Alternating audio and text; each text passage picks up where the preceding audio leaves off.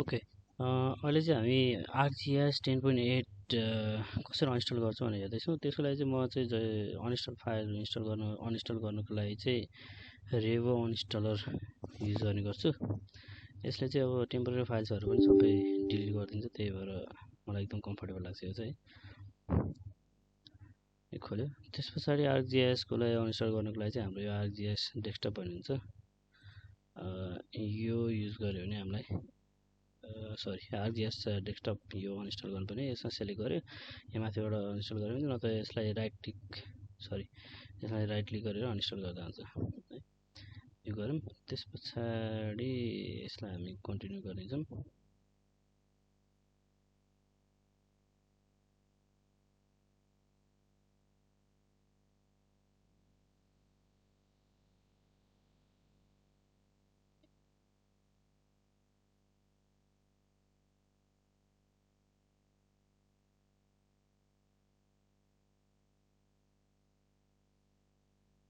Okay, एकछिन process गरे पछाडि चाहिँ यहाँनिर यो अनइन्स्टलको लागि स्टेप्स आउँछ। अब यसमा चाहिँ हामीले यो रिमुभ भन्ने अप्सनमा चाहिँ सेलेक्ट गरिदिनुपर्छ। त्यसपछि रिमुभ भन्ने सेलेक्ट गरेपछि यसमा हामी नेक्स्ट गर्छौँ अनि हेरेर रिमुभ गरिदिन्छौँ।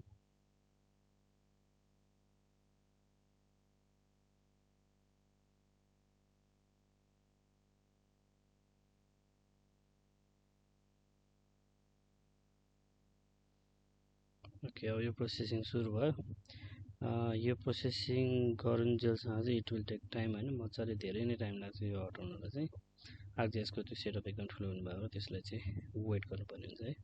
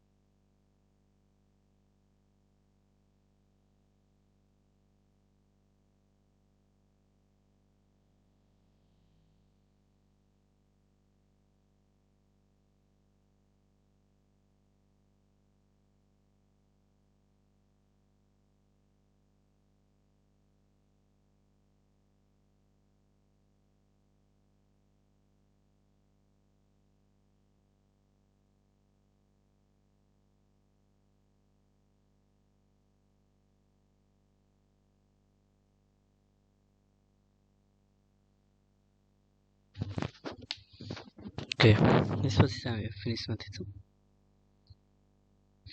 ओके, फिनिसमा थिएपछि यहाँनिर अब के टेम्पोरेरी फाइलहरू बाँकी छ भने चाहिँ अब यसमा हामी यो एडभान्समा सेलेक्ट गरेर स्क्यान गर्छौँ।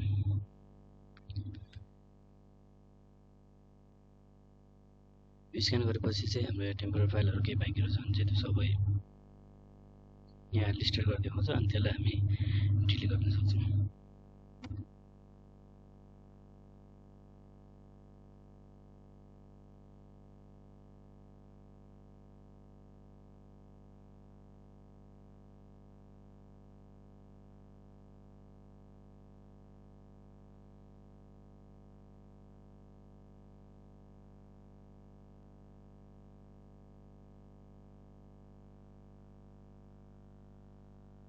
यसमा चाहिँ हामीले सिम्पली सेलेक्ट अल गर्दै हुन्छ, यहाँ बाँकी सबै टेम्पोरेरी फाइलहरू चाहिँ सेलेक्ट हुन्छ।